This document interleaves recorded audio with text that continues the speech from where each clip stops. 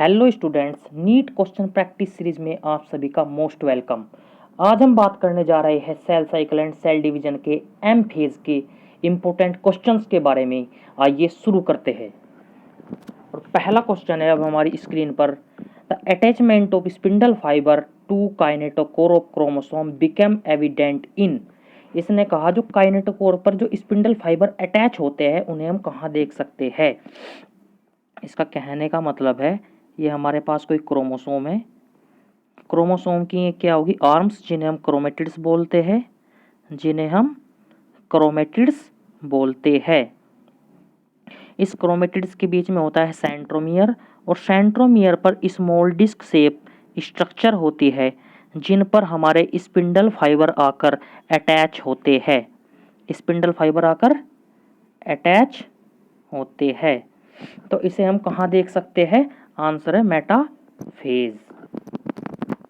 ये मेटाफेज के स्टेज के अंदर हम इसे देख सकते। नेक्स्ट क्वेश्चन, क्वेश्चन नंबर 2 में, the chromatin condensation and movement of duplicated centrioles towards opposite poles can be observe during.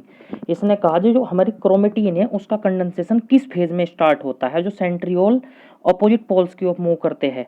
तो आपको पता होगा हमारे जो cell cycle and cell division के अंदर जो एम फेज होता है उसे 4 पार्ट में ब्रेक करते हैं, प्रोफेज, मेटाफेज, एनाफेज और टीलोफेज। तो हमारा जो हमारे सेंट्रियोल्स है वे मूव करते हैं प्रोफेज स्टेज में। तो क्वेश्चन नंबर 2 का आंसर हो गया हमारा प्रोफेज। सेंट्रियोल मूव करते हैं प्रोफेज के अंदर। मेटाफेज के अंदर हम इसकी मॉर्फोलॉजी को समझते हैं। एनाफेज के अंदर क्या होता है, स्प्लिटिंग ऑफ सेंट्रोमियर होता है। और जो टीलोफेज होता है इसके अंदर हमें डीकंडेंसेशन ऑफ क्रोमोसोम देखने को मिलता है। ये बिल्कुल प्रोफेज का रिवर्स होता है। Next question, the congression of chromosome is seen in. इसने कहा जो क्रोमोसोम है उन्हें हम किस स्टेज के अंदर देख सकते हैं। तो आंसर है मेटाफेज। प्रोफेज के अंदर क्यों नहीं? प्रोफेज के अंदर हमारा कंडेंसेशन ऑफ क्रोमोसोम होता है, इसके अंदर हमारे जो क्रोमेटिन है, प्रोफेज के इनिशियल स्टेज में हमें क्रोमेटिन देखने को मिलते हैं। और ये क्रोमेटिन लेट प्रोफेज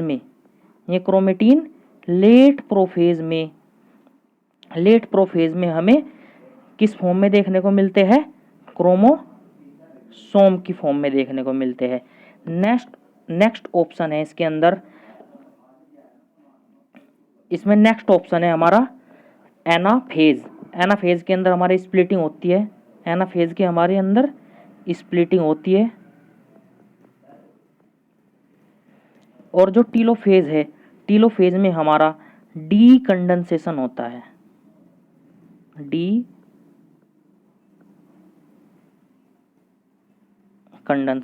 है, तो इसने कहा हम मॉर्फोलॉजी कहाँ देख सकते हैं, कांग्रेशन ऑफ क्रोमोसोम को हम कहाँ सीन कर सकते हैं? मेटाफेज में। और मेटाफेज में कैसे देखते हैं हम इसे?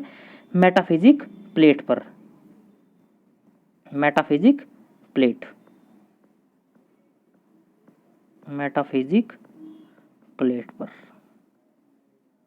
Answer number 2।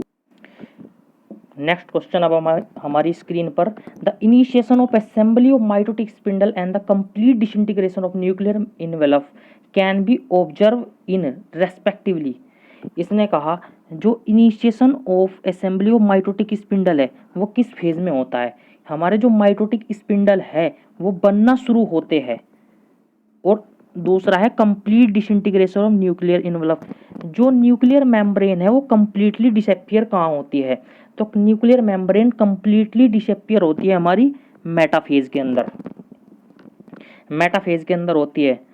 एनाफेज में स्प्लिटिंग होती है, एनाफेज 1, दिस इज मियोसिस, यहाँ पे ऐसा कुछ नहीं होता। टीलोफेज के अंदर डीकंडेंसेशन, तो ये भी ऑप्शन गलत हो गया। इनिशिएशन और जो माइटोटिक स्पिंडल बनने शुरू होते हैं वो स्टेज होती है प्रोफेज, तो ऑप्शन नंबर 3। अब नेक्स्ट क्वेश्चन, इसमें क्वेश्चन दिया गया है जो एस्ट्रल रेज होती है वो कहाँ से अराइज होती है। जो हमारी एस्ट्रल रेज है वो हमारी सेंट्रियोल से अराइज होती है। सेंट्रियोल्स क्या होता है? सेंट्रियोल्स केवल एनिमल सेल्स के अंदर हमें देखने को मिलता है। जो एनिमल सेल्स होती है उनके अंदर देखने को मिलता है। और जब दो सेंट्रियोल्स एक दूसरे से 90 डिग्री एंगल्स बनाते हैं तो इसे बोलते हैं हम सेंट्रोसोम। इन सेंट्रोसोम से हमारे माइक्रोट्यूब्यूल्स अराइज होते हैं। इन सेंट्रोसोम से हमारे माइक्रोट्यूब्यूल्स अराइज होते हैं और ये माइक्रोट्यूब्यूल से हमें एस्ट्रस निकलते हुए दिखाई देते हैं। इन माइक्रोट्यूब्यूल से हमें एस्टर निकलते हुए दिखाई देते हैं। और जो ये एस्टर है इनसे एस्ट्रल रेज निकलती है और माइक्रोट्यूब्यूल और स्पिंडल फाइबर और एस्ट्रल रेज को मिलाकर हम बोलते हैं mitotic apparatus। Next question, the major event that occur during anaphase of mitosis which brings about equal distribution of chromosome। तो ये कह रहा है वे कौन सी फेज है जिसके अंदर इक्वल डिस्ट्रीब्यूशन ऑफ क्रोमोसोम्स होता है। तो अब ऑप्शन चेक करते हैं। तो इसका आंसर होगा स्प्लिटिंग ऑफ सेंट्रोमियर। ऐसा क्यों होता है? हमारे पास ये क्रोमोसोम है, क्रोमोसोम के बीच में सेंट्रोमियर। तो एनाफेज के अंदर क्या होता है? एनाफेज के अंदर हमारा जो सेंट्रोमियर है वो स्प्लिट कर जाता है और आधा सेंट्रोमियर ऊपर की आर्म में चला जाता है, आधा सेंट्रोमियर ऊपर वाली आर्म में चला जाता है और आधा सेंट्रोमियर नीचे वाली आर्म में चला जाता है। तो स्प्लिटिंग ऑफ सेंट्रोमियर से इक्वल डिस्ट्रीब्यूशन ऑफ क्रोमोसोम्स होता है। तो ऑप्शन नंबर 3। अब पहला ऑप्शन चेक कर लेते हैं। Condensation of chromatin, no, condensation of chromatin occur in prophase stage. Next, the replicating of genetic material, no, replicating in genetic material occurs in S phase, this is no. And next option number 4। Next option, the pairing of homologous chromosome occurs. The pairing of homologous chromosomes occurs in pairing of homologous chromosomes कहाँ होती है? ये होती है हमारी meiosis 1 stage, meiosis 1 की prophase stage में देखने को मिलते हैं और प्रोफेज 1 की भी हमें जाइगोटिन स्टेज में देखने को मिलता है। तो इसलिए चौथा ऑप्शन भी हमारा गलत हुआ गया। तो best answer is splitting of centromeres occurs. Next question हमारी स्क्रीन पर अगला क्वेश्चन। अब ये क्वेश्चन क्या कह रहा है? Which phase of mitosis is essentially the reverse of prophase in the term of nuclear charge. तो इसने कहा हमारी जो स्टेज होती है प्रोफेज स्टेज का माइटोसिस में रिवर्स क्या है? हमारे रिवर्स से क्या मतलब है? रिवर्स से मतलब है प्रोफेज स्टेज जो हमारी होती है, प्रोफेज स्टेज में हमें कंडेंसेशन ऑफ क्रोमोसोम देखने को मिलता है। हमें कंडेंसेशन ऑफ क्रोमोसोम देखने को मिलता है। तो हमें ऐसी स्टेज को पिक करना है जिसके अंदर डीकंडेंसेशन ऑफ क्रोमोसोम्स होता है। तो ऐसा ऑप्शंस होता है, डीकंडेंसेशन ऑफ क्रोमोसोम होता है, तो वो स्टेज हमें देखनी है। तो ऐसी स्टेज जो होती है वो होती है टीलोफेज स्टेज। अब टीलोफेज स्टेज आंसर हमारा आ चुका है, पर 3 ऑप्शन के बारे में भी हम बात करते हैं। पहला ऑप्शन दिया है हमें S phase, no, S phase के अंदर जो हमारा एस फेज है, एस फेज के अंदर हमारा सेंट्रियोल्स डबल होता है और एस फेज के अंदर हमारा डीएनए कंटेंट डबल होता है। और जो एक ऑप्शन दिया है हमें, तो ये ऑप्शन गलत हो गया। ऑप्शन दिया है हमें interphase, no, interphase is the resting phase of the cell cycle, it occupy 95% time of the cell cycle and the rest is the M phase that covers less than 5% of the cell cycle and anaphase के अंदर हमारी splitting of centromeres होती है। तो इसका best answer है telophase stage. बात करते हैं हम नेक्स्ट क्वेश्चन। ये क्वेश्चन है the best stage of observation and the shape and the size the number of chromosomes is. तो हमें वो स्टेज बतानी है जिसके अंदर हम साइज, नंबर ऑफ क्रोमोसोम को बेस्ट स्टडी कर सकते हैं। तो ऐसी स्टेज होती है हमारी मेटाफेज स्टेज। अब मेटाफेज स्टेज क्यों होती है, ये इसके बारे में बात करते हैं। मेटाफेज स्टेज पर हमें मेटाफेज प्लेट बनती है। जो क्रोमोसोम्स है एक मेटाफेज प्लेट बनाते हैं जो कि एक लाइन में अलाइन हो जाते हैं, जिसे बोलते हैं हम मेटाफेजिक प्लेट। और इन पर जो सेंट्रोमियर्स होते हैं, ये सेंट्रोमियर सेंट्रियोल से जो स्पिंडल फाइबर आते हैं वो इन पर अटैच होते हैं।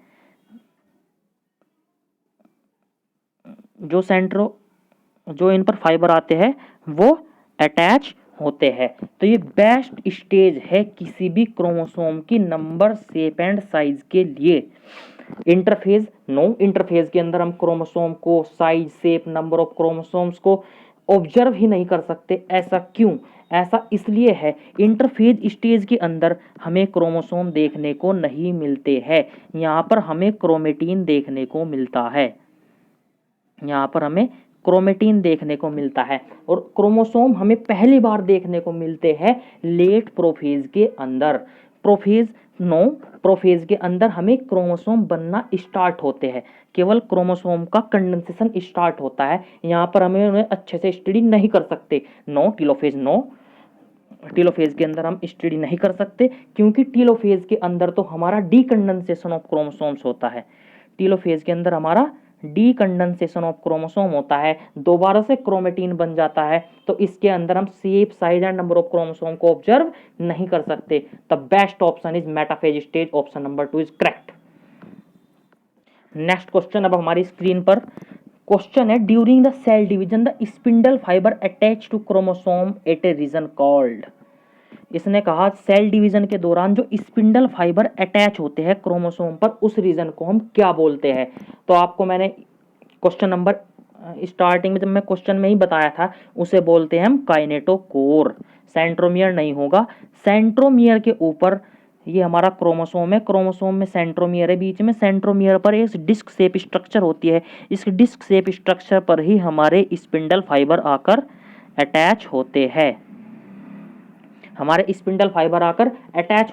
तो best option is kinetochore. No centriole, no centriole से तो हमारे ये जो स्पिंडल फाइबर्स है ये निकलते हैं। सेंट्रियोल से स्पिंडल फाइबर हो गए, और यहाँ पे एस्ट्रल रेज निकलती है जिनसे स्पिंडल फाइबर्स निकलते हैं, जो कि इसके सेंट्रोमियर पर जो डिस्क शेप स्ट्रक्चर काइनेटोकोर होती है उस पर जाकर अटैच हो जाते हैं। तो best option is kinetochore. Chromomere no. तो आइए बात करते हैं अगला क्वेश्चन। नेक्स्ट क्वेश्चन, अभी हमने आपको बताया लास्ट क्वेश्चन में ही स्पिंडल फाइबर कहाँ अटैच होते हैं। तो स्पिंडल फाइबर अटैच होते हैं काइनेटोकोर ऑफ क्रोमोसोम्स। इस क्वेश्चन के बारे में बात कर लेते हैं हम। Cellular structure which disappear during late prophase and reappear during telophase are. तो इसने हमें आपको बताया था अभी कुछ देर पहले ही कि जो प्रोफेज स्टेज होती है, प्रोफेज स्टेज टीलोफेज के रिवर्स होती है, और इसमें कंडेंसेशन होता है। प्रोफेज के अंदर क्या होता है हमारा कंडेंसेशन, और टीलोफेज के अंदर हमारा क्या होता है डीकंडेंसेशन होता है। तो हमारा क्वेश्चन है कि इसके अंदर जो प्रोफेज स्टेज है इसके अंदर क्या डिसअपियर होता है। तो आंसर है nuclear membrane and nucleolus disappear हो जाते हैं। Mitochondria no, plastids no, plasma membrane इनका इस क्वेश्चन से जो ऑप्शन ऐसे फ्रेम किए गए हैं इनका इनमें कोई खास इंपॉर्टेंस नहीं है। This is the clear cut questions, direct line from NCERT, and the correct option is nuclear membrane and nucleolus. आइए अगला क्वेश्चन अब हमारी स्क्रीन पर, ये स्टेटमेंट बेस्ड क्वेश्चन है but direct line from NCERT text book from class 11। The most dramatic question में दिया गया है, the most dramatic period of cell cycle involving a major reorganization of virtually all component of the cell। तो इसने कहा जो most dramatic period है cell cycle का वो कौन सा है। अब अगला ऑप्शन देखते हैं। It represent the phase when the actual division अकर। इसने कहा ऐसा फेज जिसके अंदर एक्चुअल सेल डिवीजन होता है और जो मोस्ट ड्रामेटिक पीरियड होता है सेल साइकिल का वो होता है एम फेज, वो होता है M phase. But G1 S और G2 के बारे में भी हम बात करेंगे। G1 S G2 ये तीनों मिलाकर बनाते हैं इंटरफेज स्टेज। इंटरफेज को बोलते हैं हम रेस्टिंग फेज।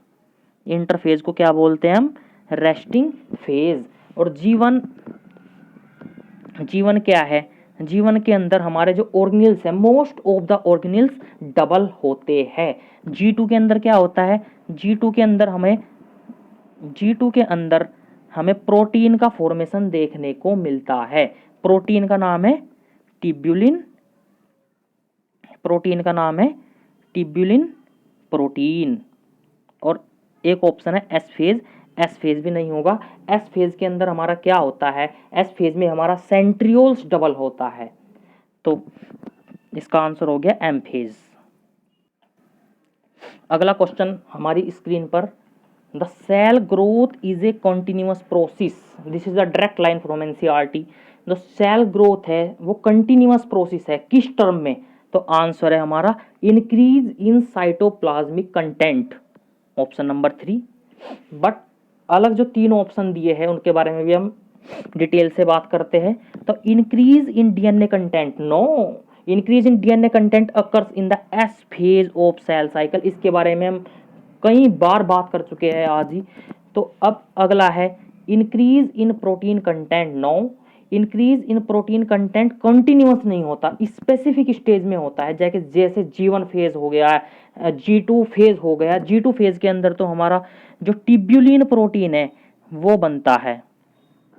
तो इसका आंसर हो गया ऑप्शन नंबर 3। अगला क्वेश्चन अब हमारी स्क्रीन पर। अब ये क्वेश्चन क्या कह रहा है? ये इंपॉर्टेंट क्वेश्चन है। एनिमल सोज माइटोसिस इन। तो एनिमल के अंदर जो हमें माइटोसिस देखने को मिलती है, हमें जो माइटोसिस देखने को मिलती है हमें कहीं चीज में देखने को मिलती है। तो ऑप्शन है इसका, ऑप्शन चेक कर लेते हैं। Haploid somatic cell, haploid somatic cell, diploid somatic cell, all type of haploid cell.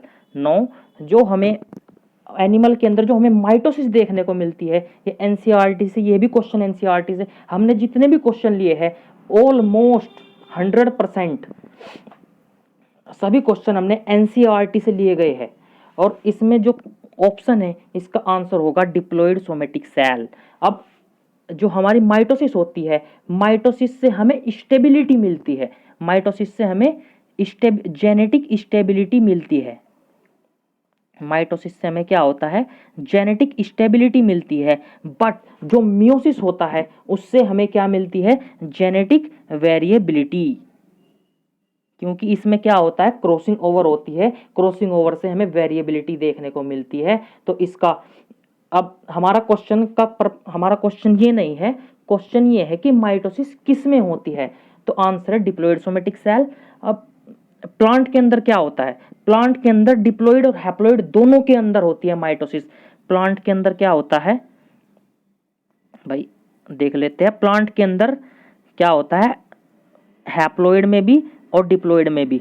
जो हमारे प्लांट है उनमें हैप्लॉइड और डिप्लॉइड दोनों के अंदर हमें देखने को मिलती है माइटोसिस। बट एनिमल्स के अंदर केवल डिप्लॉइड सोमेटिक सेल। बट इसका एक्सेप्शन एक एनसीईआरटी के अंदर गिवन है, इसका एक्सेप्शन एक एनसीईआरटी के अंदर गिवन है। वो हैप्लॉइड के अंदर एन से एन बनाता है, ये एक्सेप्शन एनसीईआरटी के अंदर गिवन है। और ये है, ये आंसर है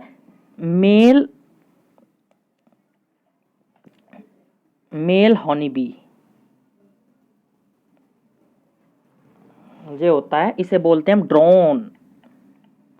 इसके अंदर माइटोसिस देखने को मिलती है हमें हैप्लॉइड फेज में। और इसके बारे में हम मेल ड्रोन जो हैप्लॉइड्स के बारे में हम क्लास 12 की जो जेनेटिक्स वाला पोर्शन है हमारा जो हमारा हमारा जेनेटिक्स वाला पोर्शन है क्लास 12 में, principle of inheritance and variation, वहाँ पे इसके बारे में डिटेल में हम पढ़ेंगे। तो आंसर डिप्लॉयड सोमेटिक सेल, ये नो, ये नहीं होगा, ये नहीं होगा, तो ऑप्शन बचा हमारा 2। अगला क्वेश्चन अब हमारी स्क्रीन पर। अब इस क्वेश्चन में क्या लिखा गया, the duplication in S phase and has start moving towards opposite poles in prophase which are talking about which cell component. इसके बारे में हम, ये क्वेश्चन पहले भी, इस टाइप का क्वेश्चन हम पहले ही डिस्कस कर चुके हैं ऑप्शंस के अंदर। तो हमें क्या कहा इसने, ऑपोजिट पोल्स पर प्रोफेज स्टेज में कौन सा सेल कंपोनेंट मूव करता है, तो आंसर है सेंट्रियोल्स। आंसर है centrioles. Nuclear envelope no, nuclear envelope तो हमारा क्या होता है भाई, डिसअपियर होता है। न्यूक्लियर इनवलप हमारा क्या होता है, डिसअपियर होता है। तो ऑप्शन नंबर 3।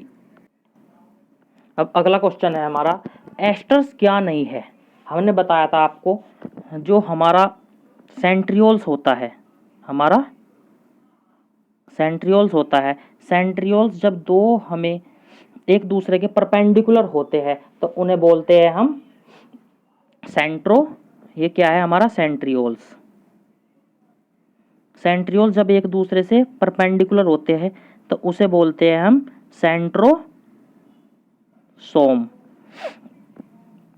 सेंट्रोसोम। तो अब इस सेंट्रोसोम पर, सेंट्रोसोम से क्या निकलती है, सेंट्रोसोम से माइक्रोट्यूब्यूल्स निकलती है। माइक्रोट्यूब्यूल से एस्ट्रल रेज अराइज होती है, एस्ट्रल रेज। और दो एस्ट्रल रेज प्लस जो स्पिंडल फाइबर है, प्लस जो स्पिंडल फाइबर है, वे मिलाकर बनाते हैं माइटोटिक अपैरेटस। Mitotic apparatus. तो आंसर हो गया एस्टर्स, पहला माइक्रोट्यूब्यूल्स तो है, रेडिएट आउट फ्रॉम सेंट्रोसोम। हमने भी आपको बताया जब 90 डिग्री पर दो सेंट्रियोल्स आकर लग जाते हैं उन्हें बोलते हैं सेंट्रोसोम। तो सेंट्रोसोम से तो भाई रेडिएट होते हैं, ये ऑप्शन भी सही है। Present on the both poles, this option is also correct. और ऐसा हमें कहाँ देखने को मिलता है, ऐसा हमें देखने को मिलता है, ऐसा देखने को मिलता है हमें प्रोफेज स्टेज में। प्रोफेज स्टेज में ये मूव कर जाते हैं दोनों ऑपोजिट पोल्स की तरफ। और लास्ट ऑप्शन है intermediate filament. Intermediate filament no, intermediate filament नहीं होते भाई ये। तो एस्टर्स क्या नहीं होते, इंटरमीडिएट फिलामेंट। तीनों ऑप्शन करेक्ट है, और जो ऑप्शन करेक्ट नहीं है वो है इंटरमीडिएट फिलामेंट। अगला question, the condensation of chromosome is completed. Condensation of chromosome is completed and chromosome are spread throughout the cytoplasm. तो हम किस फेज के बारे में बात कर रहे हैं, चौथा ऑप्शन स्क्रीन पर एक और था उसे हम लिख देते हैं। चौथा ऑप्शन था यहाँ पर एनाफेज, वो लिखना यहाँ पे हमें याद नहीं रहा। तो condensation of chromosome is completed and chromosome are spread throughout the cytoplasm. तो ऐसा हमें मेटाफेज के अंदर देखने को मिलता है। मेटाफेज में हमें सेल्स के अंदर ऐसे देखने को मिलते हैं, क्रोमोसोम ऐसे बिखरे पड़े रहते हैं और ये एक साइड से सेंट्रियोल से अटैच होते हैं और दूसरी साइड से भी ये सेंट्रियोल से ऐसे अटैच होते हैं, सेंट्रियोल से ऐसे अटैच होते हैं। और क्या होता है, लेट मेटाफेज में ये मेटाफेजिक प्लेट ऐसे बना देते हैं, मेटाफेजिक प्लेट बना देते हैं। तो कहाँ पे बिखरे पड़े होते हैं, ये मेटाफेज की इनिशियल स्टेज में ऐसे बिखरे पड़े हुए होते हैं। साइटोप्लाज्म यहाँ पर इसके अंदर सारे में साइटोप्लाज्म भरा हुआ है। तो कहाँ पे बिखरे पड़े होते हैं, तो आंसर है मेटाफेज स्टेज। आगे चलते हैं। अगला क्वेश्चन है हमारा, इंपॉर्टेंट क्वेश्चन है ये भी, काइनेटोकोर क्या नहीं है। हमने काइनेटोकोर आपको बता दिया है। काइनेटोकोर क्या होता है, सेंट्रोमियर से डिस्क शेप, जो स्मॉल डिस्क शेप स्ट्रक्चर होती है, small disc shape attach on centromere, उसे बोलते हैं हम काइनेटोकोर। तो क्या करते हैं, form by spindle fibre, form by asters, help in attachment of chromosome to spindle fibre. तो इससे क्या होता है, help in attachment of spindle fibre, ये ट्रू है। डिस्क शेप स्ट्रक्चर होती है small, this is also true. इसने पूछा है नोट कौन सा नहीं है, form by spindle fibre, spindle fibre से बनते हैं। Form by asters, no, spindle इस पे आके एस्टर से तो ये जाकर अटैच होते हैं एक साइड से, जो स्पिंडल फाइबर निकलते हैं स्पिंडल फाइबर से तो ये फॉर्म होते हैं। काइनेटोकोर स्पिंडल फाइबर से फॉर्म होते हैं बट एस्टर से नहीं होते। एस्टर क्या होता है, माइक्रोट्यूब्यूल से निकलते हैं ये तो ये ऑप्शन हो गया हमारा गलत। अगला क्वेश्चन है the leading edge of chromosome in the anaphase stage. ये बहुत इंपॉर्टेंट क्वेश्चन है और मोस्टली स्टूडेंट इस क्वेश्चन को एनसीईआरटी में एक बहुत छोटी सी लाइन लिखी गई है बट इस लाइन को मिस कर देते हैं। The leading edge of chromosome in anaphase stage के अंदर हमें क्या देखने को मिलता है। क्वेश्चन कहना क्या चाह रहा है, ये बहुत डिफिकल्ट क्वेश्चन, मतलब अच्छा लेवल है इस क्वेश्चन का। इसमें क्या है, हमें जो सेंट्रोमियर्स है जब ये स्प्लिट कर जाते हैं तो ऐसे ऑपोजिट पोल्स की ओर मूव करने लगते हैं। ये क्या है, इसकी आर्म है, ये इसकी आर्म है और ये क्या है हमारा सेंट्रोमियर जो कि स्प्लिट किया था, दो पार्ट में ब्रेक हुआ था। इसने कहा leading edge of chromosome in the anaphase stage, तो इसका लीडिंग एज क्या है, इसका लीडिंग एज है हमारा, इसका लीडिंग एज है हमारा सेंट्रोमियर्स, इसका लीडिंग एज है हमारा सेंट्रोमियर्स। और इसका जो ट्रेलिंग स्टेज है, जो ट्रेलिंग फेज है इसका, वो है टू आर्म्स। टू आर्म्स क्या कर रही है, ट्रायल कर रही है। और जो सेंट्रोमियर्स है वो क्या है, लीडिंग एज पे है। तो दूसरा ऑप्शन क्या होगा, दूसरा ऑप्शन है इसका ट्रेलिंग एज है इसका। और वन आर्म, नो, ये ऑप्शन तो बिल्कुल गलत हो गया, काइनेटोकोर का इससे कोई संबंध नहीं है। तो ऑप्शन नंबर 1 सेंट्रोमियर।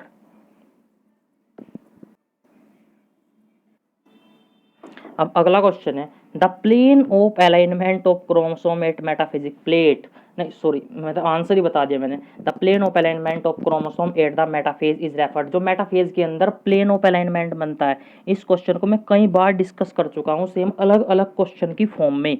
तो ये क्या बोलते हैं हम इसको, metaphysic plate. Direct line from NCERT. आगे चलते हैं। अगला क्वेश्चन है mitosis does not occurs in, तो इस क्वेश्चन को हम आपको बता चुके हैं। डिप्लॉइड सेल्स के अंदर माइटोसिस होती है भाई। डिप्लॉइड सेल चाहे वो प्लांट हो या एनिमल हो, उसमें माइटोसिस होगी। हैप्लॉइड सेल हो लोअर प्लांट्स, हमने आपको बताया था कि प्लांट चाहे हैप्लॉइड हो या डिप्लॉइड हो, दोनों के अंदर हमें क्या देखने को मिलती है, mitosis. Option number 3 haploid cells of social insect, इसमें भी होती है। और ऑप्शन नंबर 4 सोशल इंसेक्ट मतलब इसमें ड्रोन की बात कर रहे हैं, ड्रोन के अंदर हमें माइटोसिस देखने को मिल जाती है।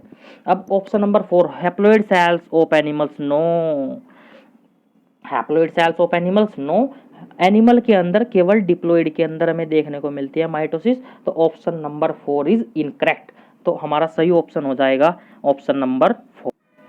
हमारा अब अगला question which stage of cell division A and B represent, तो इसमें बताना है हमें कौन सी स्टेज देखने को मिल रही है डायग्राम में। ये प्रीवियस ईयर का क्वेश्चन है जो हमने पिक किया है, मोस्टली क्वेश्चन प्रीवियस ईयर और सारे क्वेश्चन एनसीईआरटी से ही है।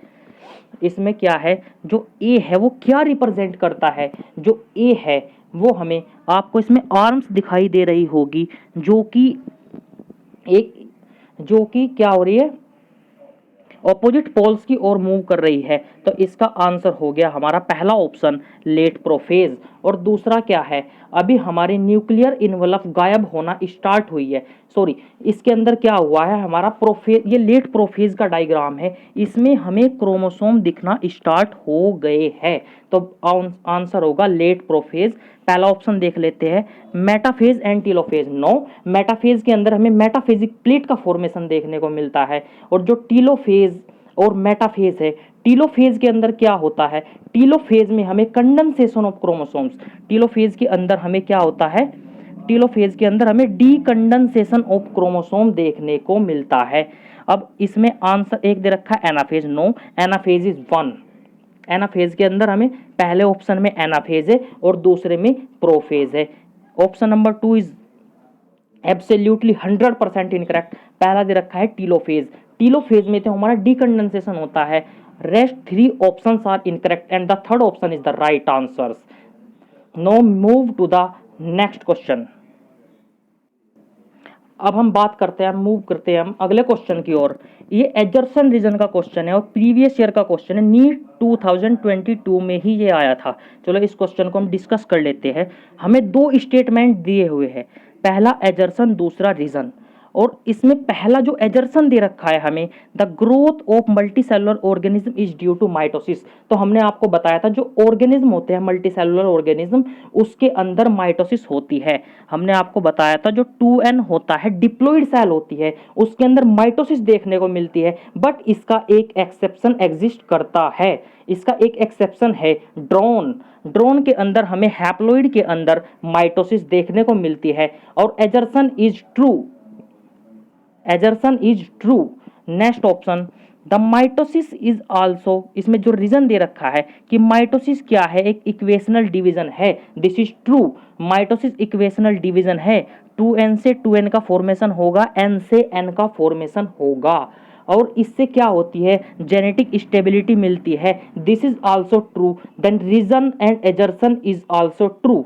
बट अब हम चेक करते हैं, हमारे दो ऑप्शन जिसमें इनकरेक्ट है वे तो गलत हो चुके हैं। अब हमें देखना है क्या ये से एक्सप्लेन कर रहा है या नहीं कर रहा। The growth of multicellular organism is due to mitosis, growth of multicellular organism mitosis के कारण होती है, ऐसा सही है। अब इसमें बिकॉज लगाओ, because the mitosis is also a equational division, क्योंकि माइटोसिस एक इक्वेशनल डिवीजन है जिससे हमें जेनेटिक स्टेबिलिटी मिलती है, तो ये इसकी करेक्ट एक्सप्लेनेशन भी है। तो assertion and correct are, assertion and reason are correct and reason is the correct explanation of A, this is also true. तो एजर्सन रीजन दोनों करेक्ट है और ये इसकी करेक्ट एक्सप्लेनेशन है। Then the option number 3 is also, then the option number 3 is correct. आइए आगे move करते हैं। और हम हाँ एक बात और बता दें इस क्वेश्चन में, जो इसके अंदर क्या है, जो माइटोसिस है वो इक्वेशनल डिवीजन है, बट जो मियोसिस है, मियोसिस क्या होती है, मियोसिस एक रिडक्शनल डिवीजन होती है। अगले क्वेश्चन के बारे में बात करते हैं। जो सेंट्रोमियर है रिक्वायर्ड होता है किसके लिए, तो सेंट्रोमियर हमें कहाँ रिक्वायर्ड होता है, सेंट्रोमियर जो हमें रिक्वायर्ड होता है वो होता है the movement of chromosome towards opposite poles. हमने आपको बताया था एक आर्म होती है जो कि जो आर्म्स होती हैं वे ट्रेलिंग द बिहाइंड होती है, और जो सेंट्रोमियर्स होता है वो आगे की ओर पोल की ओर मूव करता है। तो आंसर हो गया जो मूवमेंट ऑफ क्रोमोसोम है towards opposite poles, crossing over no, crossing over तो मियोसिस 1 के अंदर देखने को मिलता है, नो। ट्रांसक्रिप्शन, ट्रांसक्रिप्शन के बारे में हम पढ़ेंगे, molecular basis of inheritance, cytoplasmic cleavage, no. तो option number 4 is the correct. अगला क्वेश्चन है, the cell growth is a continuous process in the term of cytoplasmic content, increase in cytoplasmic content. ये question पहले भी आया था, पता नहीं अचानक दोबारा से कैसे।